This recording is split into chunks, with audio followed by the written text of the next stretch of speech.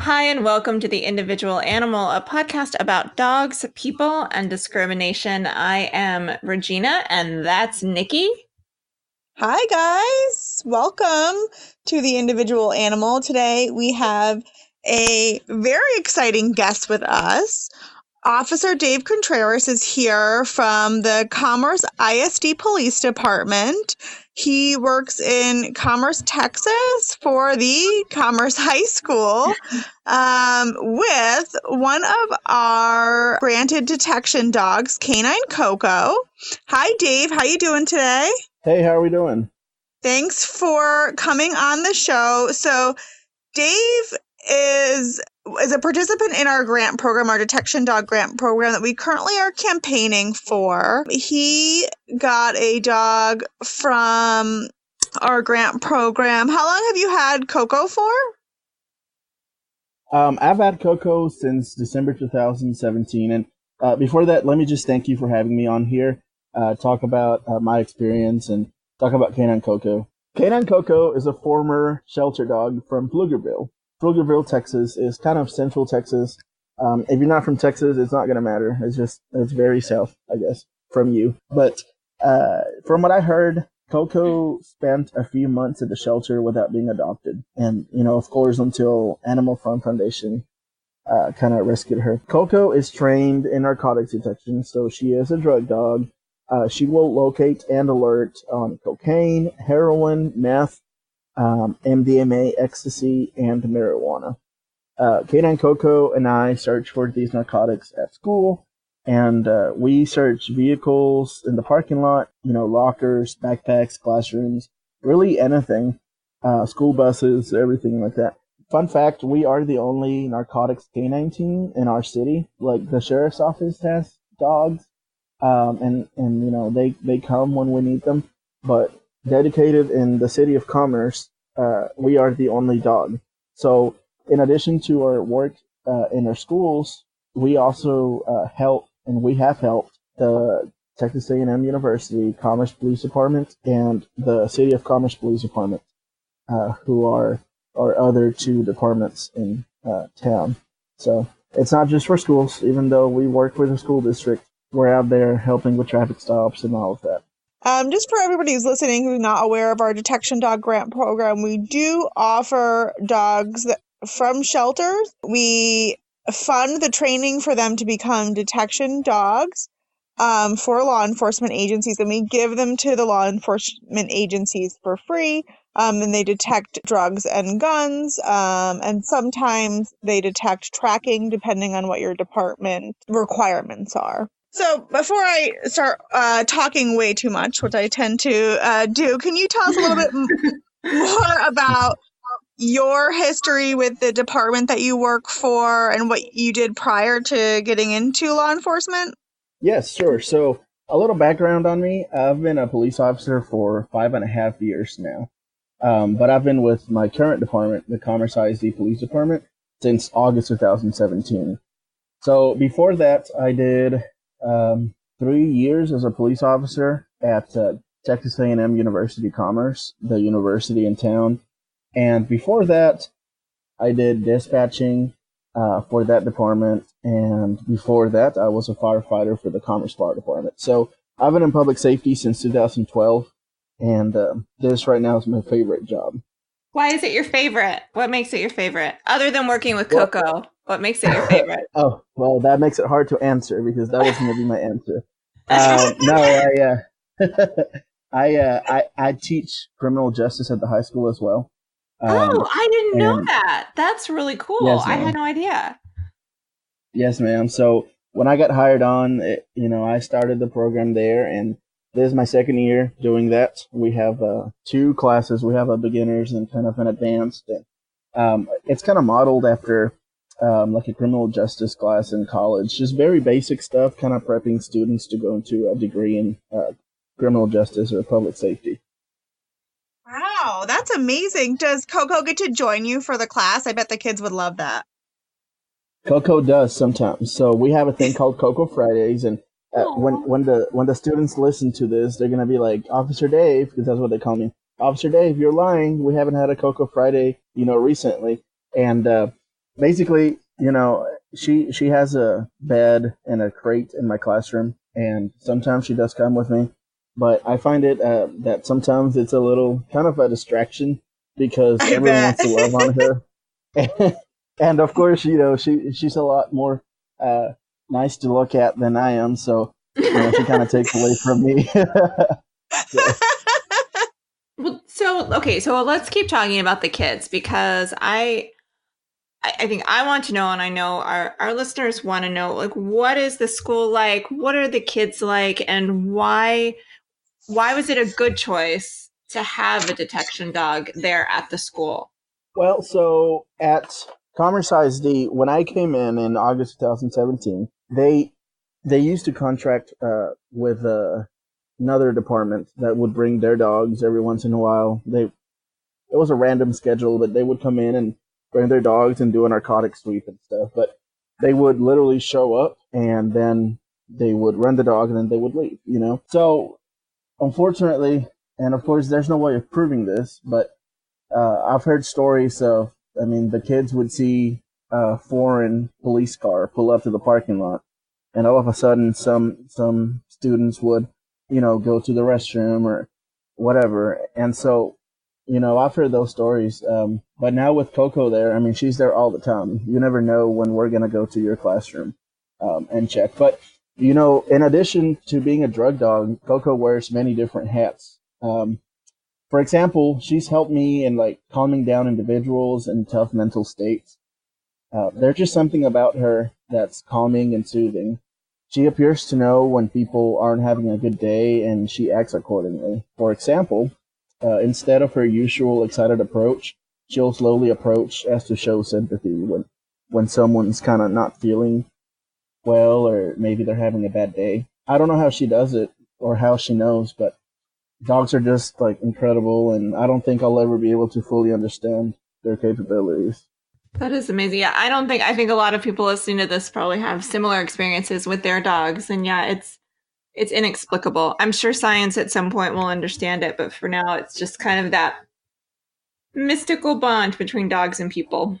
Yeah, we have a local, one of our detection dogs is fairly local to us, and I was able to have the opportunity to spend a day with her and her officer, and it was amazing to watch her go from I'm working right now and I'm in work mode to okay, now I'm hanging out with kids and doing the fun kid thing and Mm-hmm. just like wearing so many different hats and being able to adjust to them so easily. It was amazing to just watch her with all of her different personality traits. Yes. It was very cool. So do you think that with Coco's presence at the school that you've had sort of a downtick in the drug activity there because they know the dog's going to be there all the time? How has that worked out for you guys? Well, so I have a passion for well, now it's Coco and working with her, but before that I was really into crime prevention and crime prevention programs, and something that I tell people all the time is it's very hard to measure the crime that's been prevented, right? Because there's no statistic because it never happened. And so I would say that definitely it's slowed down. I mean, I haven't caught anyone with drugs this year. She's made a few alerts on a few backpacks and a few jackets and stuff. And what happens at least at my school, whenever she alerts, then the principals take over and they do an administrative search of the backpacks, and we've been able to find not necessarily paraphernalia or drugs, but items like a lighter or like a I don't know, like an empty cigarillo bag or something. That kind of just it's a clue that there had been drugs in there, but just there's not any right now.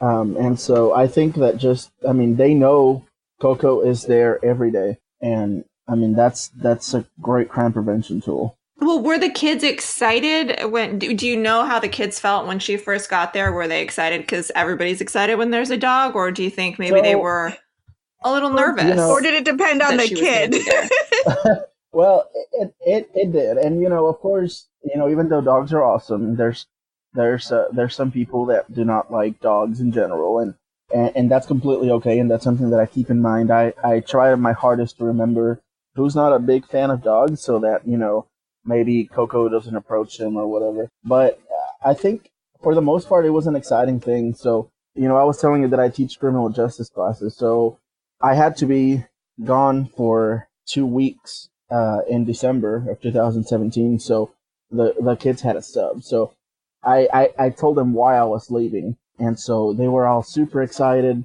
As soon as I got the dog in December, like the very first day, I think I created the Instagram, and so all these kids from the school started following it and stuff. So from the very beginning, the students have been kind of involved in Coco's evolution and stuff. I mean, I even posted videos of like whenever we passed our final test at the K9 school. So kids have been very involved, and for the most part, it's been a pretty positive deal.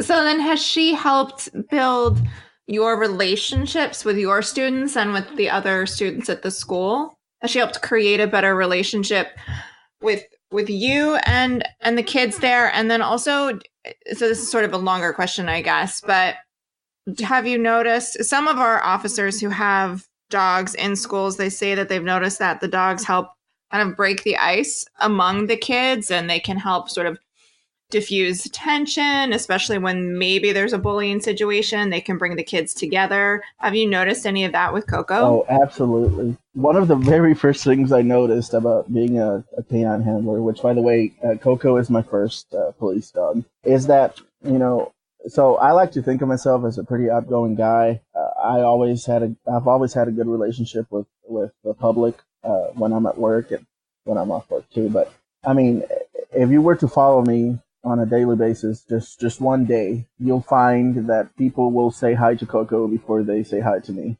in the morning.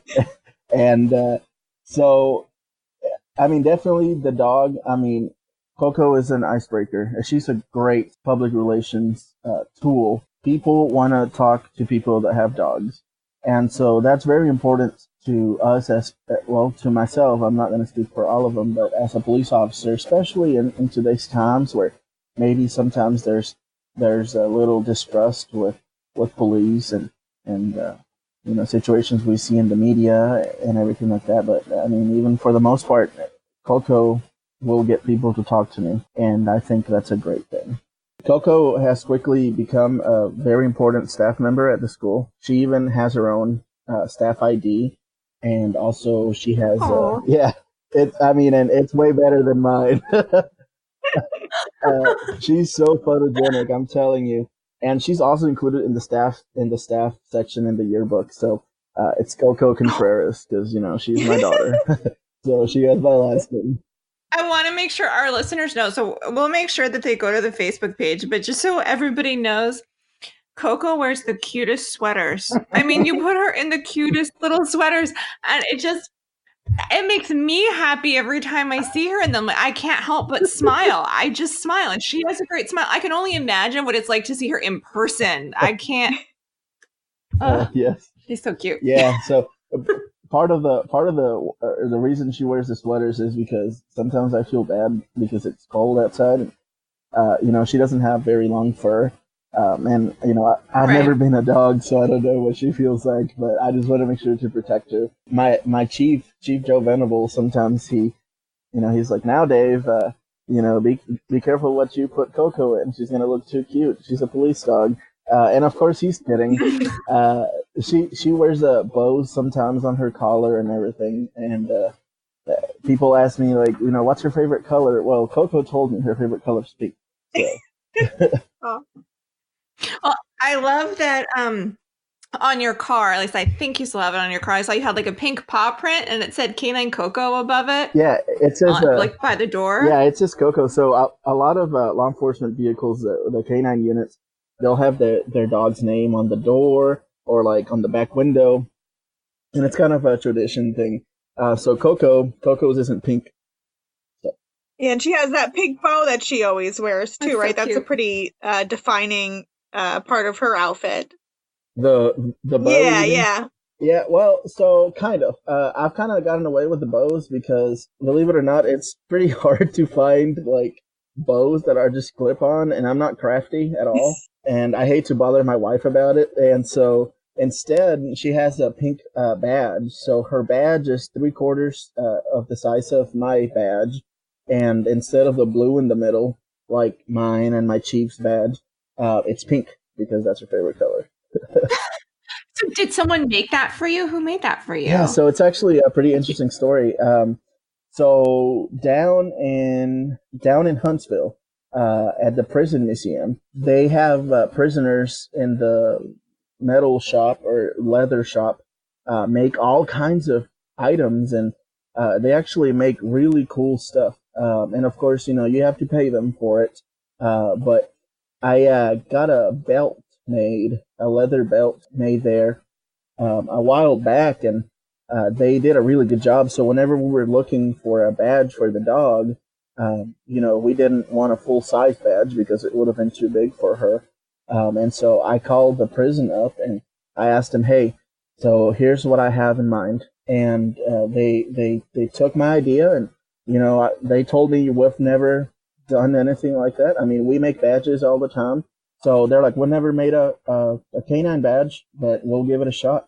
And they also made a little leather holder for it, and it's absolutely beautiful. They did an awesome job. And so they made a regular blue one and they made a regular blue one and a pink one. So that way she has both. Oh, That is that's so really great. You'll sweet. have to send us a Yeah, picture so we can share that. absolutely. Yeah. Yeah. Okay, now I have a question. It's very obvious that you are smitten and in love with Coco. Was it love at first sight? What was the bonding process like? What were your thoughts when you first saw her? Well, the way it worked, we were lined up, and basically they would bring a dog around, and then they would call a name. And so I was towards the end. My class had probably 15 handlers, 16 handlers. So, I had to wait while everyone else got their dogs. And so I was like, well, I know I'm going to like the dog because I like dogs, but I hope that she or he likes me. At this point, we didn't know if we were going to get a female or a male or anything like that. And so they brought her around and they called my name. And I went over there, and they actually told me, be careful. She's been sweet, but like she doesn't like people sticking their hand in her crate. So she's gonna be fine. Just keep that in mind until she gets used to you. And I Yeah, never. a lot of dogs don't like that. That's a normal thing for for a dog to feel. Well, and especially with her coming from a shelter, I can't imagine. I mean, how many times she's thought she has found her person, and she keeps getting returned or not picked, or I can only understand what she's feeling. But anyway, I spent like the next 3 hours with her, just walking her and kind of just petting her. And that night at the hotel, because we were staying at a hotel over there. This is in South Texas. I gave her a bath. I went to Walmart and I bought her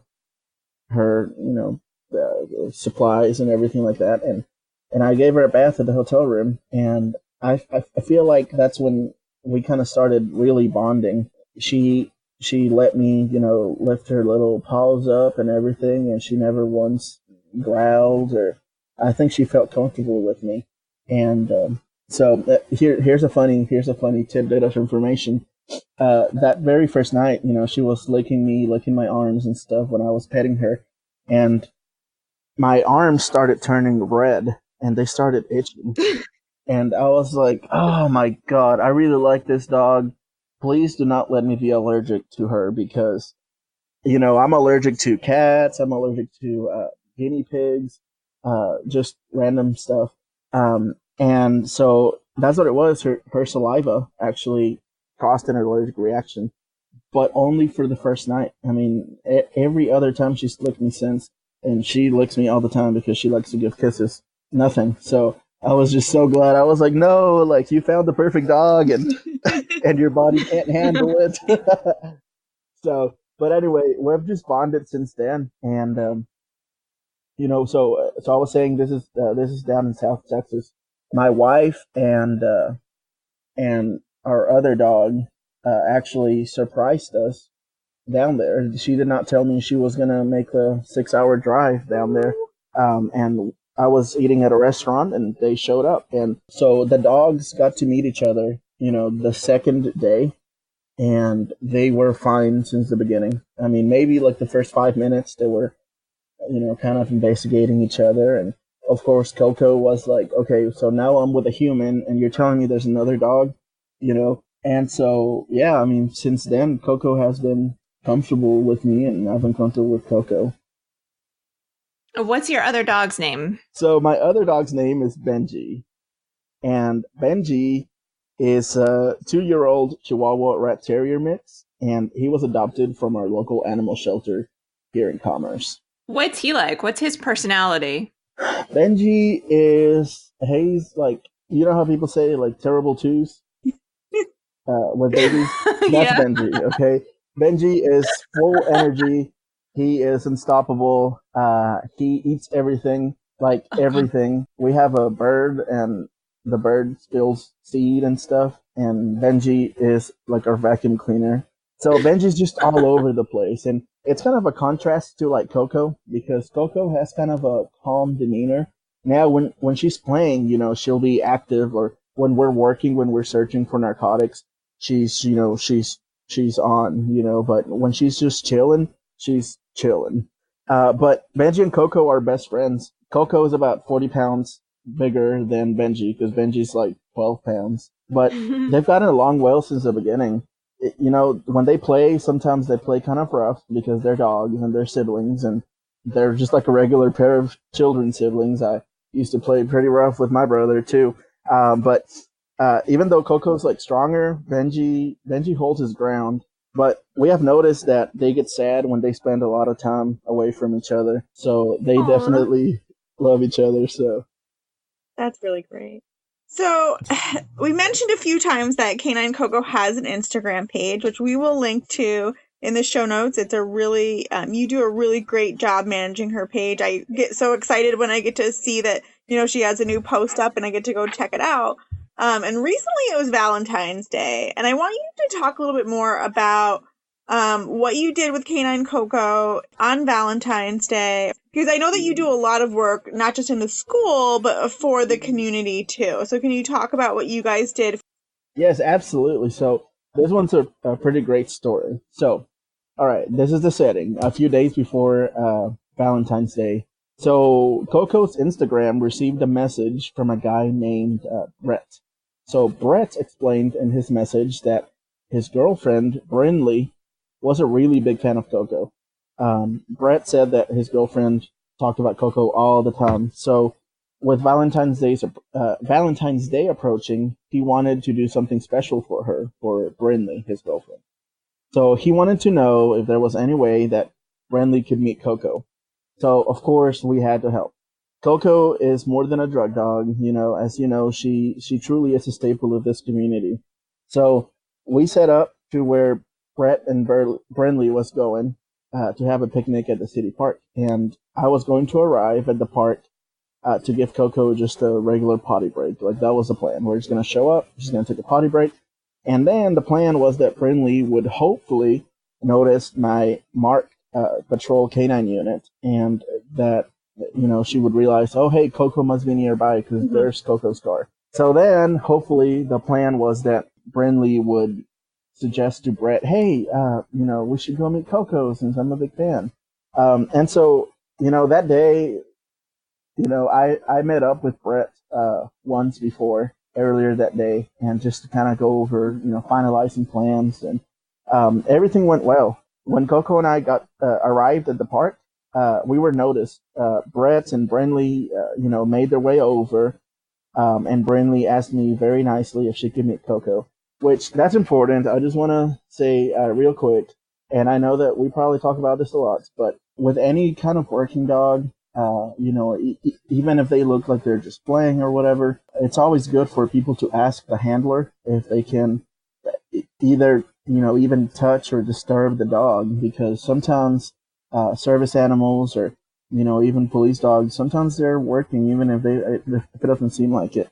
But anyway, So Brindley was like really sweet. She's like, I'm a very big fan of Coco. I follow her on social media, and I really want to meet her. Do you mind if I pet her? There was a mom with a like a 2-year-old girl that also saw us, so she came over, and they wanted to meet the dog again. Dogs make people want to talk to the police. So Brindley met Coco, and they started playing, and Brindley was petting her and everything. And then I told Brindley that it was actually Brett's idea, and Brett had planned all of this. Coco and I presented Brindley with a little goodie bag that we had prepared for her, and it had our baseball cards and some of our I Met K9 Coco stickers. Which, by the way, thank you Animal Health Foundation because y'all provided that. And they're a hit. They're great, and people loved receiving them. But anyway, I recorded our whole interaction with my body camera, and I uploaded to Facebook and Instagram. And so it kind of went locally viral, and everyone loved it, and of course everyone loves a good story. I love story at that. And so Valentine's Day, I think this year was great for everyone, but I'm pretty sure that Brett gained a few brownie points with his girlfriend Burnley. Oh, I hope so. I hope so. So did I hear you have a Facebook too? Well, the Facebook is for our police department. So Oh, okay. okay. Well, so I run that Facebook as well, and I mean Oh, it's Awesome. for our police department, but you can probably guess what the main topic is on there. Oh, I'm gonna Coco. have to follow you guys. I didn't know, but I'm excited Yeah, to see. yeah. So it's supposed, and I try to not post just about Coco, but it's very hard because Coco gives me very good material. I mean, everyone loves her, so. so I'm wondering something. When Coco is at school, because she's working, Hmm. but I know it's also part of her job to help you connect with the kids. Hmm. Like how does that go with her being kind of in a way, quote unquote, available to the kids, but also she's working, so they can't really pet her. Like where is that line between her getting to communicate with the kids, but then also her working? How do you guys work that out?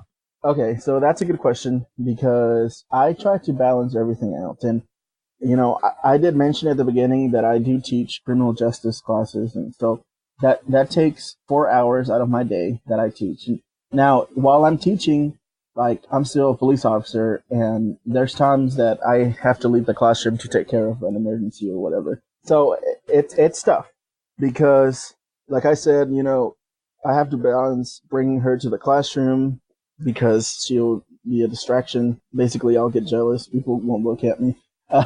But Mhm. I don't like she spends a lot of time in my office, and that's simply because like it just works out better.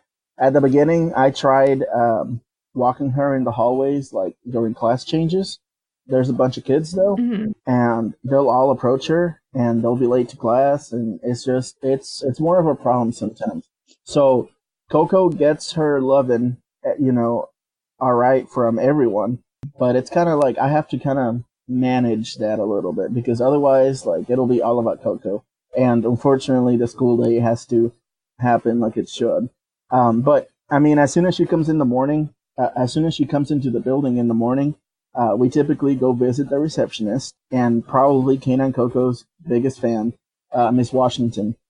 Miss Washington gets her daily, or Coco gets her daily morning loving from Miss Washington, and then we get down to business, right? So we go into kind of work mode, and so it's kind of a cool thing because Miss Washington spoils Coco with a cup of whipped cream every once in a while, and so Coco loves her. Um, yeah, That's my dog's favorite treat too. My dog loves whipped yeah, cream. it's awesome. So at Starbucks, they had the puppuccinos.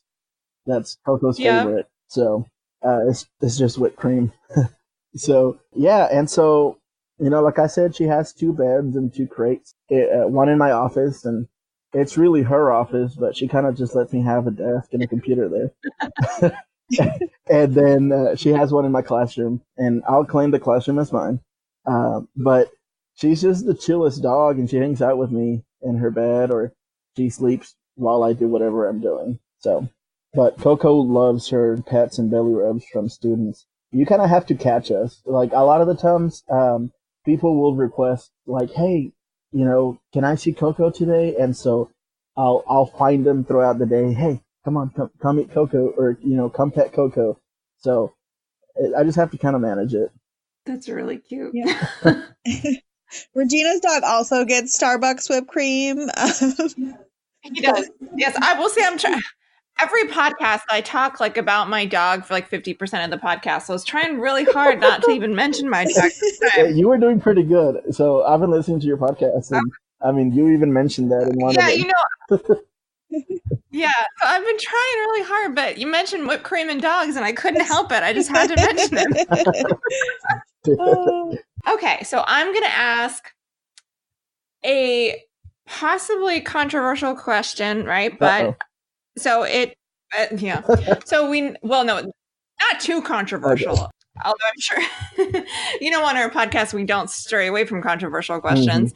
But Coco is labeled a pit bull, even though we have no idea what she is, or we don't know her heritage. We know nothing. We just know she's a very good girl. Mm-hmm. But lots of people label her a pit bull. Did you have any thoughts when you found out like you were going to get a dog that was labeled a pit bull, or when what did the department think? What did the school think?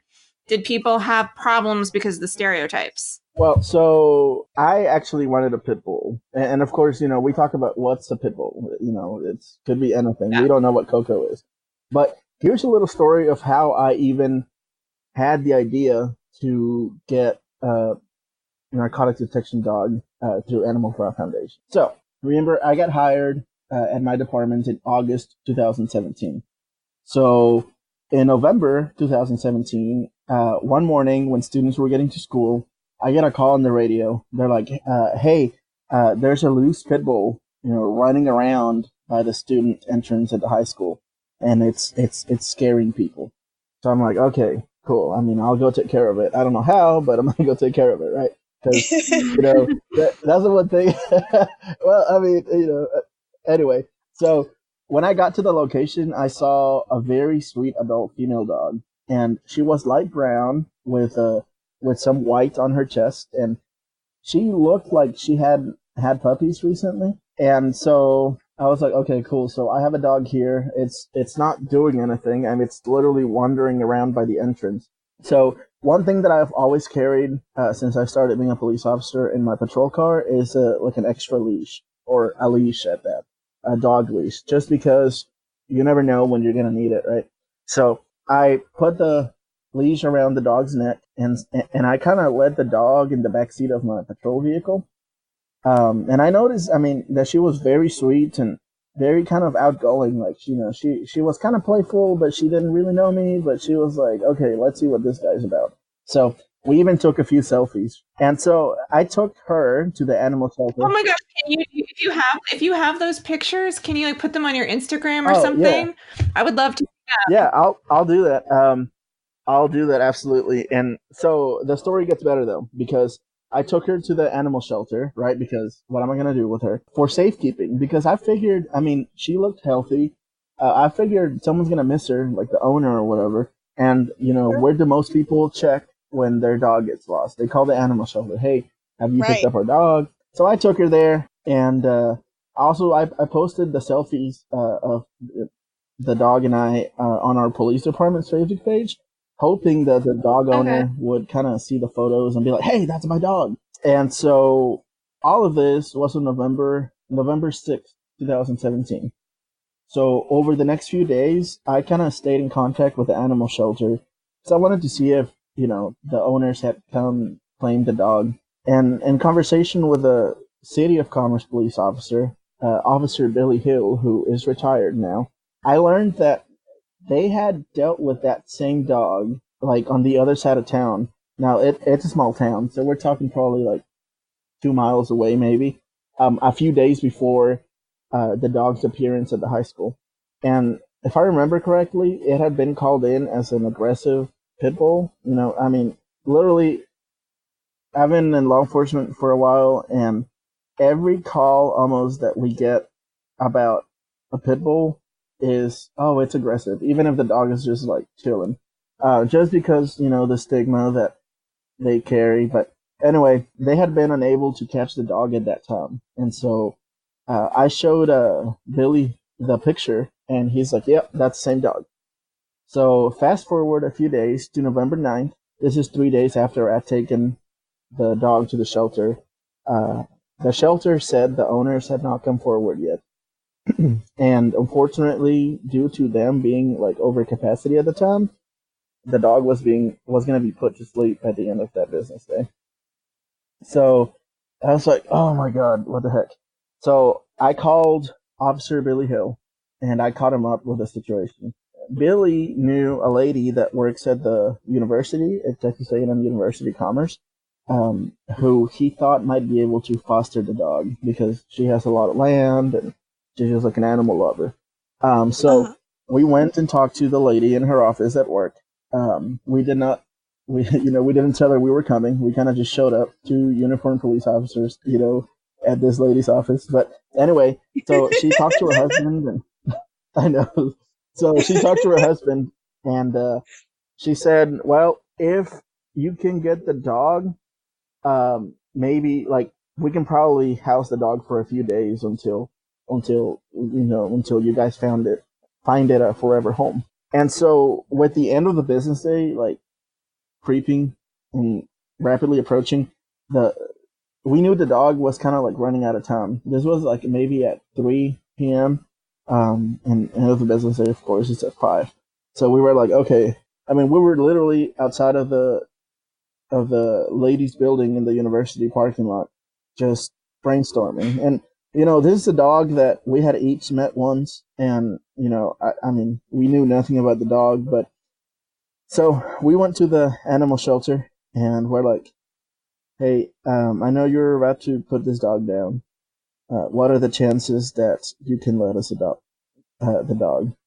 And I mean, we convinced them to let us adopt the dog, and so Billy Hill and I split the adoption fee.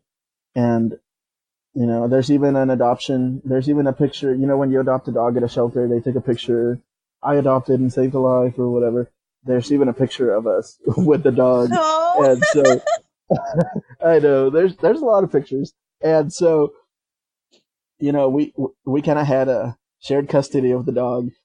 So we named the dog Red Molly, uh, because the lady's name that was going to help us house the dog, her name's Molly. And so, Red Molly was taken to her foster family, which, thinking back, that's kind of a little messed up, like, to have a dog named after you because it's a dog. But dogs are awesome. So if you want to name your dog, if you want to name your dog after me, I'm completely cool. But maybe not everyone feels like that. So anyway, but the cool thing is that from my understanding, the foster family, they actually fell in love with the dog and they kept her. And I guess, I mean, it's so this was 2017. I really haven't followed up, but it'd be interesting to see, how the dog Molly is doing, and well, how the human Molly's doing too. But anyway, so I was about 4 months in, at my new job, and the department. So we're a very small department. I mean, there's my Chief Joe Venable. There's me, and there's Coco. So my position had been a brand new position, and so there was a lot of changes happening. So I have a lot of wild ideas all the time. I always try to find a better way of doing things. And I was like, looking at the selfies and everything, I was like, I mean, how cool would it be if I had a pit bull police canine, you know? And at the time, I had never seen one. So I was like, Dave, you're crazy. But I actually got online, and I found Animal Farm Foundation and their grant program, and we used to contract with another law enforcement agency to come bring their dogs. We used to pay them money to bring their dogs. So I was like, what if we have our own dog? And what if it's a pit bull rescue from Animal Farm Foundation? So I kind of formulated like a little presentation, and I presented it to my chief. he must have been impressed because he gave me the green light to look more into the process. So my plan had to be approved by the school board and the superintendent, and my chief did all that, of course, because that's like administrative stuff. But he did encounter a little hesitation. People were like, "You want to bring a what to work our schools?" I mean, just a lot of misinformation out there.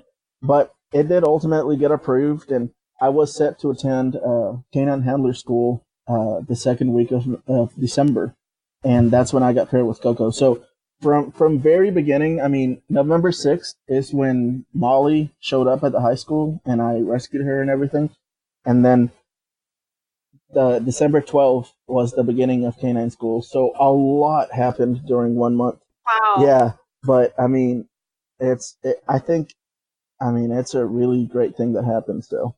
I want to know what your presentation looked like because it must have been pretty convincing. Well, I'm kind of a very organized person. I like to see things like, I'm a very visual person. And in the presentation, of course, like it's not just having a dog. It's how are we going to pay for it, and not just pay for the dog, but there's recurring costs. There's food, and there's vet care. And by the way, let me just say that Commerce Vet Clinic here in Commerce, Texas, Dr. Foster, she sponsors Coco's Health, I like to call it, and Coco's Food, and they actually provide their vet services free of charge to us, and so they keep Kate and Coco healthy. Wow, that's wonderful. Yeah, they're such humble people, and they do so much for the community, and they do that for us, and they're the reason that Coco is healthy. But anyway, so we have to keep that in mind, and then also, okay, we had a patrol car, but as you know, K9 patrol vehicles, they're equipped with different equipment, with specialized equipment, like a different cage in the back, and all these kind of items. And so I had to kind of have a game plan on how we were going to pay for all of this. And, like I said, well, I didn't say this yet. My position was a brand new position. So before I started working there, it was a one-man department for like 8 years since it started. God. So all of a sudden, the new guy's coming in, and I can see how, as a boss, you might be like, well, hold up there, Dave, because you're asking for a lot of money. But I was able to lay everything out, and our out-of-pocket expenses were very, very, very minor, and that's thanks to the grant from Animal Farm Foundation. And so that's what my presentation looked like, and apparently it was convincing enough that my chief actually took it to the school board, and kind of just fought for me and for us. And like I said, it's probably the best decision that the department's made in a while. So even better than hiring me, because I'm replaceable, but Coco's not. So, do you have any advice for a department that's maybe listening that wants to get, maybe is interested in getting a detection dog? Besides making a good presentation. Especially if there is not a K9 program in place already, which is the case for most departments that would be interested in like a grant program like Animal Farm Foundation. It is a lot of time involved, but it's all worth it, believe me. Not just for, the finding the drugs, but also just the public relations side of it. Right now with police departments in today's age, where the departments are kind of starting to get more into community policing with the community, and kind of being out there, being known. And so my advice is to, obviously do your homework, but just talk. I don't have a number on how many narcotics dogs have been through Animal Farm Foundation. But reach out to one of us if you have questions, because we have been through the process, and I know a few other handlers that have gone through Animal Farm, and I don't know of anyone that would not want to help. So, just reach out, and, if you reach out to Animal Farm, I'm sure that they'll give you our contact information. So if you have questions, ask them, because if you don't, then you're not going to go anywhere. And you can have a really great thing, but if you don't kind of ask around, you're not going to have it. We also have a detection dog map on our website that officers and departments can check out and see if maybe there is another detection dog within a radius of you where you can drive and talk to the officers as well, or just to see where our dogs are out in the United States. We have about, I want to say 50 dogs placed so far. And I was going to say that Wes, our current trainer who's with Sector K9, I know for him, it's really important that he builds a community with the officers who have these dogs. He cares about the dogs, he cares about the officers, and he wants to make sure that he's always available to, to the officers, but also the officers are available to each other to ask questions and network. And that's one of the things that I think is really special about our program. It really is. And I just want to mention that one thing that I find really awesome is that it's not just getting the dog and, okay, we're done with you. There's so many things and so many training opportunities that is kind of available for us after the fact, after getting the dog. I mean, it's just a great program. And like you said, Wes, he's reached out to me. There's actually we have kind of a Facebook group for handlers, and so we get to share stories and give each other tips and stuff on what we're doing with our dogs, what works with our dogs, what doesn't work with our dogs. So it's not just a one-time thing like, okay, cool, here's a dog, bye. They actually kind of, it's kind of like a family. Yeah, that's what we want it to be like too. So also, if you're listening to this and that's not what you want out of a detection dog, then I don't know, might want to find one another way, because we'll bug you. I mean, that's what we want. It matters to us, and we want to build communities and communities to be connected and to bridge that gap. For us, the dogs really do help create a connection between police and the communities. And I'm sure you have experience with that just working in the school. Absolutely. Yeah, so that's one of the things that makes the program so great. And we've heard that from a lot of the other officers too. I'm not just pulling that out of my butt. The other officers have said that that's yeah, and it's true. I see it all the time. Before we go, can you tell us what you think makes K9 Coco an individual? So just like all of us, Coco has her own personality and her own thoughts. She's very loyal to me and to my wife, Kelsey. We don't have any human babies yet, but Coco and her brother Benji, they're both considered our children. We love them as family and not just as pets. In fact, we recently bought a house, and so a few months ago, I read an article that talked about how young people today are buying houses with their dog needs in mind. And I was like, okay, well, I love my dog a lot, but it's kind of dumb. I mean, you're spending a lot of money just for your dog. And fast forward a few months later, we just bought a house for our dogs. So that was our big thing. We wanted them to have a big backyard, and we looked at houses that we liked, but they did not have a big backyard, and so we didn't buy them. And so, but anyway, I can tell when Coco is not having a good day, because she won't eat breakfast or she won't act as excited at work.